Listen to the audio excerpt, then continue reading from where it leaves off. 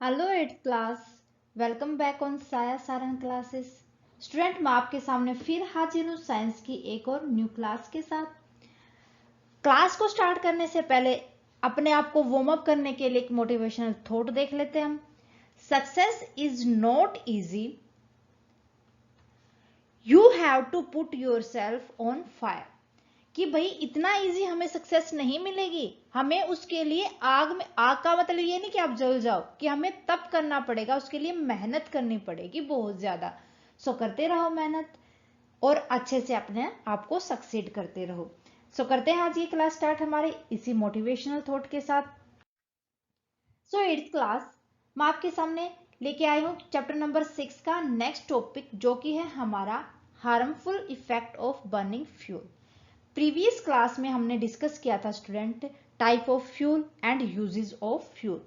So combustion and flame के अंदर हम कर चुके हैं मोस्टली इनके पार्ट्स को। एक दो क्लास के अंदर हम इस चैप्टर को कंप्लीट कर लेंगे। उम्मीद है कि आपने भी अच्छे से क्लियर कर लिया होगा हर एक टॉपिक को।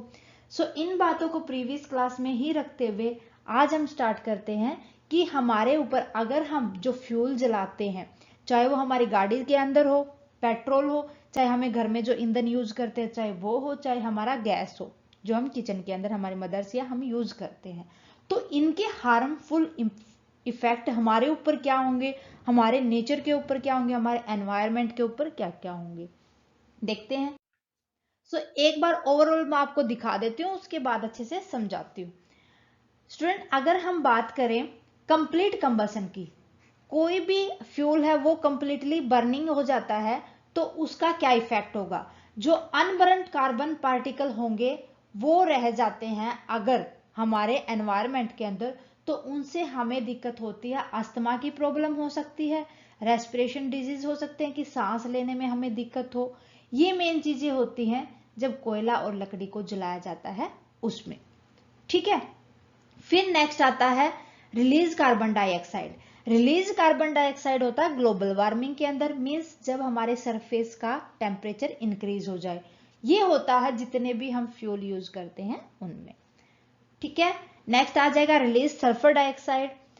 जिस वजह से एसिड रेन होता है, मीन्स जो हमारी बारिश होती है वो एसिडिक हो जाती है। तो ये सारी की सारी चीजें, जो डीजल वगैरह बर्न किया जाता है और जो कोयल वगैरह बर्निंग की जाती है उस वजह से होता है। ये होता है फुली कंप्लीट कंबशन में। अगर इनकम्प्लीट कंबशन देखा जाए, जब कोई भी चीज बर्निंग में हो, जल रही हो, तो उस टाइम पर वो रिलीज करेगी कार्बन मोनोऑक्साइड। अगर कार्बन मोनोऑक्साइड गैस रिलीज होगी तो वो हमारे एनवायरनमेंट के अंदर बहुत ज्यादा, क्योंकि वो पॉइजनस गैस होती है, जहरीली गैस होती है, जिस वजह से इंसान की मौत भी हो सकती है। सो ये थे ओवरऑल हार्मफुल इम्पैक्ट। इनको हर एक पॉइंट को अच्छे से हम क्लियर करते हुए आज की क्लास में कंप्लीट कर लेंगे। इनको देखते हैं। Harmful effect of burning fuel. First देख लेते हैं, कार्बन फ्यूल लाइक वुड, कोयल, petroleum release us and fine unburned carbon particles in the air which can cause respiratory disease like asthma. कि जो कार्बन फ्यूल होते हैं, जैसे लकड़ी वगैरह होती है हमारी, कोयल, पेट्रोलियम होते हैं, वो थोड़ा सा धुआं के साथ राख वगैरह भी छोड़ते हैं, और कुछ अनबर्न्ड कार्बन पार्टिकल्स हमारी एयर के अंदर छोड़ देते हैं, जिसमें हमें सांस लेने में दिक्कत होती है। अब देखो स्टूडेंट, मोस्टली अब जो धान वगैरह का सीजन था हमारा, उसमें जो धान के जो पार्टिकल्स बच जाते हैं उनको जलाया जाता है। उनको जलाने से हमारे एनवायरनमेंट के अंदर, लाइक जो हमारा नियर बाय दिवाली होता है, कुछ वो पटाखे वगैरह की जो पॉल्यूशन होता है, उस वजह से कितना धुआं सा रहता है। और उसमें मोस्टली जिनको अस्थमा की पहले से प्रॉब्लम है या जो नॉर्मल इंसान है, उनमें भी सांस लेने में दिक्कत आती है। ये सारे के सारे हार्मफुल इम्पैक्ट होते हैं एक पर्सन के ऊपर। So these fine particles are referred to as suspended particle matters. कि जो ये सारे के सारे जितने भी सस्पेक्टेड पार्टिकुलेट होते हैं, मैटर्स होते हैं, इन वजह से इनको सस्पेंडेड कहा जाता है, क्योंकि ये हमें, हमारे लिए बहुत ज्यादा हार्मफुल होते हैं। कुछ इनमें से जल जाते हैं, कुछ इनमें से बच जाते हैं। Then second, incomplete combustion of fuel. जब आधा अधूरा कोई भी फ्यूल जलता है ना, तो उस टाइम पे लाइक जैसे coal, gasoline and other fossil fuel release carbon monoxide gas. क्या करते हैं? कार्बन मोनोऑक्साइड गैस रिलीज करते हैं। लास्ट स्लाइड में मैंने आपको बताया था, जो कि बहुत ही पॉइजनस जहरीली होती है। Can kill people sleeping in the room where कोयल इज बर्निंग। आपने कभी देखा होगा कि सर्दियों में लोग क्या करते हैं, कोयला वगैरह लगा के अपने रूम के अंदर रख लेते हैं, और जो रूम के अंदर रखते हैं ना, वो कार्बन मोनोऑक्साइड गैस रिलीज कर देते हैं, जो कि पॉइजनस होती है, जहरीली होती है। उस वजह से सोते टाइम भी उनकी डेथ हो जाती है। इसलिए कभी भी रूम के अंदर नहीं रखना चाहिए कोयला वगैरह जला के, ठंड से बचने के लिए। Okay. CO combine with the hemoglobin in our blood to form carboxy hemoglobin and render it incapable of transporting oxygen। कि जो CO गैस होती है वो हमारे होमोग्लोबिन ब्लड के अंदर मिल जाती है, और जिससे वो कार्बोनॉक्सी हेमोग्लोबिन छोड़ती है, जिस वजह से हमें सांस लेने में दिक्कत होती है, क्योंकि ऑक्सीजन हमारी बॉडी के अंदर उस वजह से नहीं ट्रांसफर हो पाती। These fuel also release unburnt hydrocarbon, many of which are carcinogenic, causes cancer and pose serious health hazards।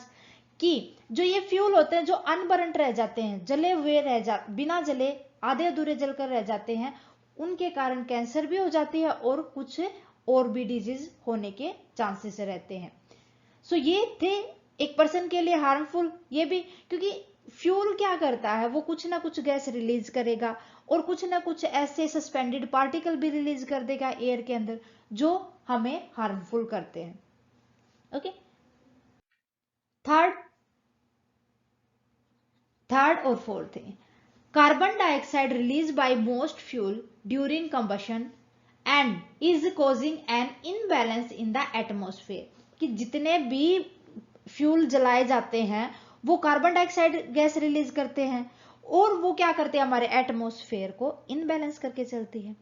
Deforestation is also leading to a situation where there are fewer trees to absorb the carbon dioxide. This is leading to global warming।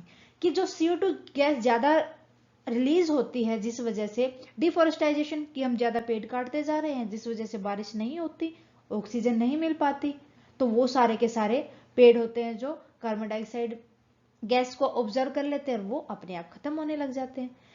इससे क्या होगा, हमारा जो atmosphere है उसका temperature increase हो जाएगा और उससे ग्लोबल वार्मिंग हो जाएगी। ओके। नेक्स्ट देखो, fourth, burning of coal and diesel release sulphur dioxide gas which is corrosive in the nature and cause irritation in nose, throat and airways. कि जो कोयला वगैरह जलाया जाता है और जो डीजल वगैरह होता है, वो सारे के सारे फ्यूल सल्फर डाइऑक्साइड गैस को रिलीज करते हैं, जिस वजह से या तो हमें नोज में भी इरिटेशन होने लग जाती है, गले में, और जो जहां से जो सांस की नलियां होती हैं उनमें भी दिक्कत होने लग जाती है, जिस वजह से हम क्या करते हैं, हमें ब्रीथ लेने में छोटी छोटी सांसें आती हैं और हमें छींक आती है बहुत ज्यादा, and feeling of tight around the chest. हमारे छाती के चारों तरफ हमें ऐसा फील होता है समथिंग जो हमें चीज को टाइट कर रही हो हमारी। ठीक है। Petrol engine release gaseous oxide of nitrogen. अब जो पेट्रोल फ्यूल होता है वो रिलीज करता है नाइट्रोजन को। These sulphur and nitrogen oxide dissolve in rain water to form acid and cause acidic rain. कि ये अब एयर के अंदर जाएंगे और एयर के अंदर जाने की वजह से बारिश का पानी जो आएगा उसके अंदर ये मिक्सअप हो जाएंगे और जिस वजह से एसिड रेन होगी। ठीक है। अब एसिड रेन का अगर हम एग्जांपल देखें तो हमें पता है कि जो हमारा ताजमहल है, सबसे ज्यादा हमें चर्चा में यही बात रही है कि जो ताजमहल है प्रॉपर जो मार्बल है उसका अब ब्लैक कलर का होने लगा है। वो ब्लैक कलर का इसी वजह से होने लगा है स्टूडेंट, क्योंकि एसिडिक रेन की वजह से हमारी एयर के अंदर वाटर जो ड्रॉप आती है उनके अंदर सल्फर डाइऑक्साइड गैस ज्यादा मिल गई है और नाइट्रोजन ऑक्साइड गैस के मिलने की वजह से वो ब्लैक कलर का होने लगा है। Okay. Next, global warming. Global warming मैंने अभी आपको बताया था कि जब अर्थ के ऊपर एटमॉस्फेयर में टेम्परेचर बढ़ने लग जाए, सरफेस टेम्परेचर इंक्रीज होने लग जाए और जो ग्लेशियर है हमारे वो मेल्ट होने लग जाए, जिससे सी लेवल बढ़ जाता है, तो जिस वजह से ही कोस्टल एरिया के अंदर फ्लड आती है, वो ग्लोबल वार्मिंग कहलाता है। और ग्लोबल वार्मिंग जो टेम्परेचर इंक्रीज होता है वो इसीलिए होता है क्योंकि जो एटमॉस्फेयर के अंदर कंबशन की वजह से CO2 गैस रिलीज होती है, और वो CO2 रिलीज होने की वजह से वो टेम्परेचर को इंक्रीज कर देती है। ठीक है, जो ये रेज होता है, इंक्रीज होता है टेम्परेचर के अंदर और एटमॉस्फेयर के ऊपर जो ये रेडियंस आती हैं, ये इफेक्ट डालती हैं, इसी को ग्रीन हाउस इफेक्ट भी कहा जाता है। ठीक है, फिर था हमारा एसिड रेन। एसिड रेन हमने बताया था कि एसिड रेन इसी वजह से होता है अगर एटमॉस्फेयर के अंदर जो हमारी एयर है उसके अंदर ज्यादातर कार्बन, सल्फर और नाइट्रोजन गैस आ जाती हैं। जब कोई भी कोयला वगैरह, डीजल वगैरह अगर फ्यूल यूज किया जाता है तो ज्यादा उस वजह से, तो वो एयर के अंदर मिल जाती हैं। एयर के अंदर मिलेंगी और बारिश आएगी, उस वजह से वो बारिश की बूंदों के अंदर मिलकर उसको एसिडिक बना देती हैं। इसीलिए कहा जाता है जब सीजन की फर्स्ट बारिश आती है तो उसमें कभी भी ना तो नहाना चाहिए, ना उस पानी को स्टोर करके रखना चाहिए, क्योंकि वो वाटर सबसे ज्यादा एसिडिक होता है वो फर्स्ट रेन में, क्योंकि एयर के अंदर बहुत ज्यादा हमारी सल्फर एंड नाइट्रोजन गैस होती है। ठीक है, ये था हमारा एसिड रेन।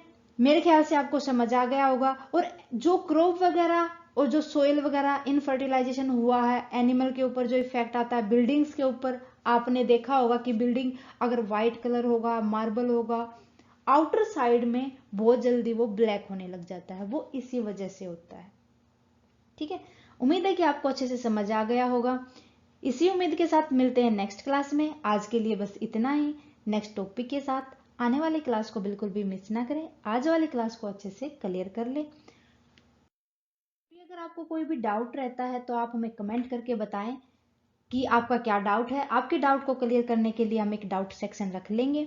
और क्लास कैसी लगती है आपको वो भी आप हमें कमेंट करके बताएं। अच्छी लगे तो प्लीज लाइक और शेयर करना ना भूलें। थैंक यू स्टूडेंट, मिलते हैं नेक्स्ट क्लास में।